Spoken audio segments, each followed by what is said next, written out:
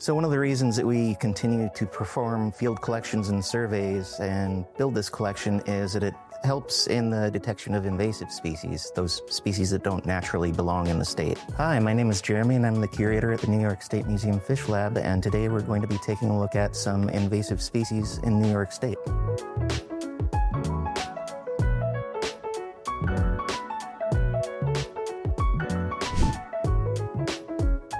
Here we have just a few examples from various areas around the world.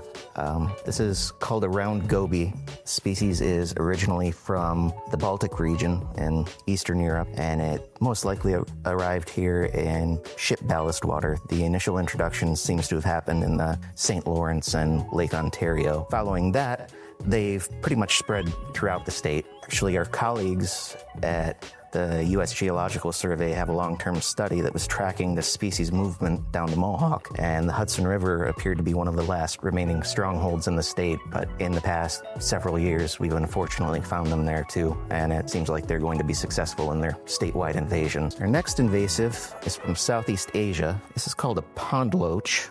It's a very elongate, almost eel-like fish. These were first detected in Hudson River tributaries in the mid-2000s, and they tend to live in really muddy sediment, slow-moving, low-oxygen waters, and they can actually breathe air for a short period of time and travel overland short distances under the right conditions, so they've also managed to spread throughout several Hudson River and Mohawk tributaries, although we're not really sure what kind of impact they've had on native species yet. A couple of impact studies have been done, but they didn't really show much in the way of significant results, but that may also be that these fish are most commonly found in areas that are not hospitable to most of our other native species. Finally, we have one that many people may have heard about. It's called a snakehead, also native to Southeast Asia. These have mostly been confined to southeastern New York in terms of where they've been found so far. Problem with this species is it's a really voracious predator.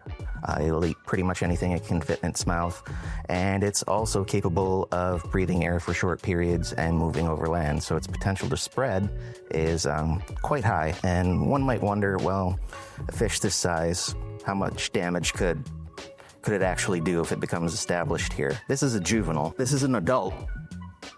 So you can imagine how much more damage a bunch of these marauding around could actually do to native populations.